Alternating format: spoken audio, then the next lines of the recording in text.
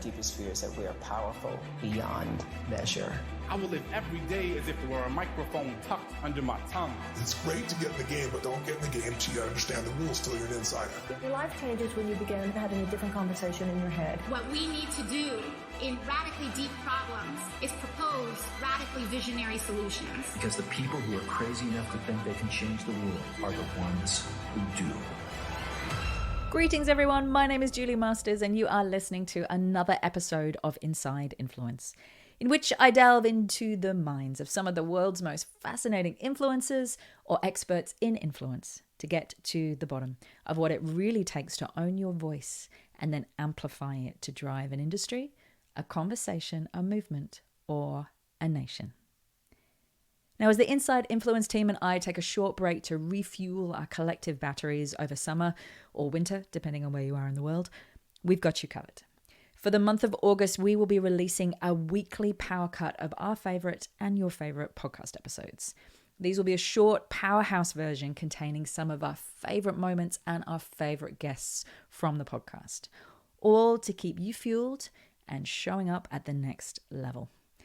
Our first power cut is with Koelle Simpson. Koelle is one of the most highly regarded horse whisperers on the planet. A world-renowned coach and leader of the Equus Coaching Movement, her work has been featured in O Magazine, BBC Business Report, The National Journal, and the OWN Network. She's also a TEDx speaker, as well as appearing on stages all across the world. The Koelle Institute works with individuals and Fortune 500 organizations to create transformational leadership experiences, all by using the lens of her journey as a horse whisperer to decode the silent language of authority. Why silent? Well, when it comes to building trust with a wild horse, all the best sales or leadership language in the world isn't going to help. Charm and charisma don't work, and raising your voice generally has the opposite effect. Horses are listening to one thing and one thing alone: your presence, your ability to show up fully and yet with calm intent, your ability to wait and hold space and yet still instill trust that you will lead the charge when it counts. Get it wrong, panic, overcompensate, and you may well meet the wrong end of 1,000 pounds of sheer muscle and instant feedback. Which is why when I first came across Koelle all those years ago, and she's been on the podcast twice to date, when I first started diving into her world and the world of horse whispering, I knew that I had to know more. Today's Power Cut episode touches on topics such as dealing with transformational tension, how to honor the space of becoming and all the triggers and instinctive responses that brings before you're actually there, the importance of cultivating our capacity for empathy, and how to stay curious and notice when we're activated, when our emotions are triggered, and then choose a response that's in alignment with the person or the leader that we wish to become.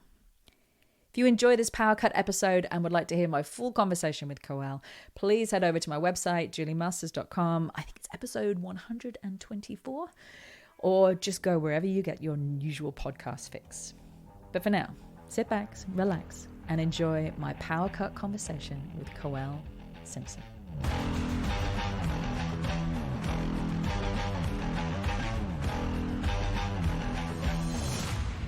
The thing that's I think really needed is for each of us to cultivate our capacity for empathy right now, for empathy and curiosity, and to allow, you're going back to your example of your friend who, when you got really angry and you were, in the expression of deep passion and standing your, communicating your stance. For him to have stayed engaged, to not just flee the situation, to stay there, to stay curious, to feel you, to see you, to want to empathize with you. It is a conscious choice. Once we start to move through our very sort of knee-jerk trauma responses, when we have one or two safe relationships in our environment and we feel like, okay, at least somebody gets us and we can, feel some level of safety, From there, we have to make a conscious choice to choose connection over being right, you know? And that's about developing our capacity for empathy and our curiosity to want to understand each other. Right now, because so many people have felt unheard, um, on varying different levels, the conversation is about who's right. Let me tell you and let me discuss about which is the right perspective that we should have here. And I I hear that more as just that need to really get a lot of repressed anger out, get it off our chest and find a way to be expressed, and that deep need to be seen, to be understood. But it takes a lot of maturity. It takes a lot of courage to say, you know, I'm not going to focus so much on being right. I'm going to make a real choice to choose connection and see what's actually needed here for us to get a little bit closer to each other and to feel safe enough doing it. And what do we need to cultivate that environment of safety so that we can begin to restore and repair trust with one another? There's a quote that somebody gave me once, and it's one of those quotes that is true, but that you hate hearing. And that, every time you say it again in your head, you hate it just equally as you did the first time you heard it. And that is, do you want to be right or do you want to be in relationship? And you're right, it's a choice. It's a choice in every interaction, in every moment, regardless of the closeness of the relationship, from your life partner to your family to a colleague at work to the world at large. Do you want to be right or do you want to be in relationship? And if you want to be in relationship, what kind of relationship do you want to be in? And what does that container look like? And what would you need to hold for that to be true? And that takes a level of choice and responsibility that is really hard. It is really hard because, quite frankly, I love being right. It feels really good because I'm wrong often enough. So in those moments where I know that I'm right, it feels great. And to let that go takes a deep, deep commitment to what you want to create. Yeah, I want to offer that it might just be kind of shifting our lens of perspective into recognizing that we get to have our own experience. Now, so coming back to the animal world again, if you take the experience of an elephant, so much of their life is based on scent and vibration. And their experience of the world around them, in their perspective, is going to be completely different than the fish eagle. The fish eagle that's flying over the savannas and the bushveld and seeing a very different vantage point, and its sense of smell is going to be quite different from the elephant. Right? And so we each get to have our own experiences, our own, life journey that has informed us and provided us with a unique experience. I'm thinking of a conversation I had with someone a few weeks ago. We were sitting down to dinner and they started asking me some questions about a project I was working on and developing some curriculum for supporting people that had been through trauma. And this was someone who made a comment to me, and they said, oh, I'm so glad you're doing that because then people can take up their sense of responsibility. And my head just kind of cocked sideways when I heard that. And I was like, oh, that's so strange. I would have never used that word. And they said to me, oh, what, did I say something you didn't like? And I said, well, I just noticed that I really don't resonate with that perspective of someone who's been through a lot of trauma, who just needs to suddenly take responsibility for their behaviors. I think I can understand where you're coming from, but it's not how I relate to what I'm doing.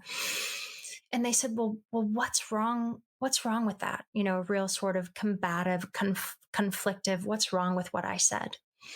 What's wrong with people learning to grow up and take responsibility for their behaviors? And I just took a minute and thought, okay, we're coming from really different perspectives. So what I later came to understand was that this person on the other side of the dinner table had dealt with a challenging relationship where they had invested in this person going through a lot of therapy that wasn't terribly effective. And it was a very frustrating experience for them. And they felt like, they came away with just this feeling of this person just needs to, this kid just needs to grow up and get, some tough love, and then things will get better. And so I thought, okay, I can understand why you feel that way. When you don't have an understanding of the depths of what's going on. And from your perspective, it's just seeing an irresponsible kid who's taking advantage while you're shoveling out lots of money for therapy and it's not working. And so I chose, in a way, to kind of go towards the fish eagle, so to speak, and see, like, what in the world is that perspective like for you? Can you tell me why you feel that way? And then hopefully there's some willingness to listen, on the other side, to reciprocate that ability to listen, which is, if you can hold some curiosity.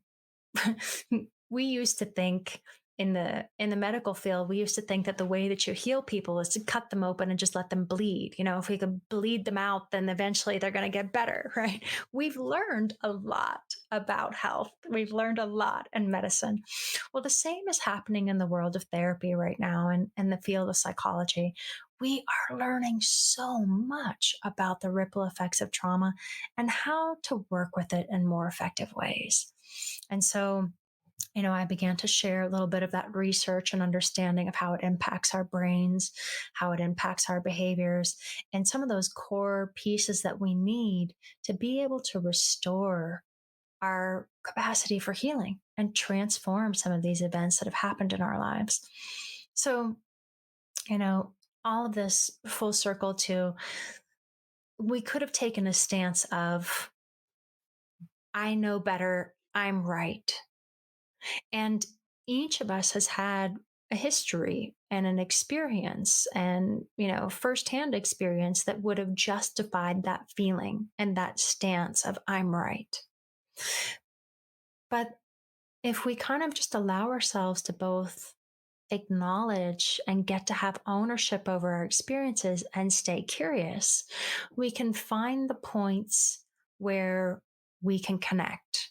There's something in there around the word curiosity for me, because, and it links back to what you said before about being activated, that just beautiful word, being activated.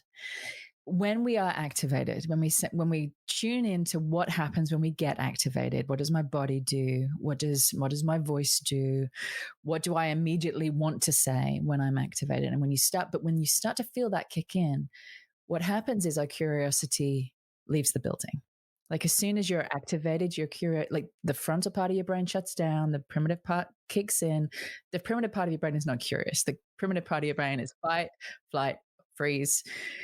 So it feels like a big part of this is the ability to be able to notice when we are activated, either take a step back or take a moment back away until we can reactivate our curiosity, and then come back in. Now, if you can do that in the moment, fantastic. If you need a walk, great. If you need 24 hours, great. But to learn to be able to back off when that activation starts, as soon as we cease to be curious, okay, whoa, this is my cue that there's a better way for me to do this, and I'm not going to show up the way that I hope to show up right now. I'm so glad that you brought that up. It's spot on. And the way that our nervous systems work, it just sort of really hijacks our conscious verbal ability to stay engaged and, communicate maybe in the ways that we would wish to when we're more calm. When our bodies become activated and we feel some sense of threat, we start moving in a way on an autopilot where we're just trying to cope with and deal with the threat. So the most important thing is to keep asking ourselves the question, noticing the signs and signals when we do feel activated, and asking ourselves the question, what do we need to feel a sense of safety in this moment? Because enabling us to realize that we need to change up the environment and we need to go outside where we feel connected to nature, or we need to squeeze our partner's hand or our friend's hand and know that we have somebody that's on our side, or we need to hear the sounds of the birds singing outside and just know that there's a whole nother world that's happening that's bigger than our own. Whatever it is that enables us to start to feel a sense of safety, our nervous system can then downregulate back into that parasympathetic rest and digest function. And when we're in that place, then we have access to curiosity. But you're spot on that when we're not, it's just not even in the building. It's just not there. Thanks so much for listening. I hope you enjoyed this episode and have seized hold of at least one tool, idea, or mindset that will help you start raising your own level of influence. Now, for those of you who want to take the next step in your journey or would just love a roadmap to becoming the most influential voice, idea, or brand in your space, then I have good news. You can now download the latest updated version of my ebook, The Influencer Code, from my website, juliemasters.com. Also, there's a link in the show notes. Just pop in your email address, and I promise I will not spam you, but it is jam-packed full of ideas, tools, and case studies that I have come across in my now 20 plus years of doing this work. Not to mention the 7 areas and 7 core questions that I have found to be hands down the most valuable when it comes to immediately lifting your ability to make an impact. Download it, keep it, share it, juice it for all it is worth. I hope it makes a massive difference in both your career and your business. Thank you always to my co-founder and the main brain behind this podcast, Lauren Kelly. You kick my butt in all the right ways. Thank you for making it happen. And if you did enjoy the show, then we would love you to share this podcast and leave us a review on iTunes, Google, Stitcher, whatever your platform of choice happens to be. And don't forget to subscribe to make sure that you never miss an episode.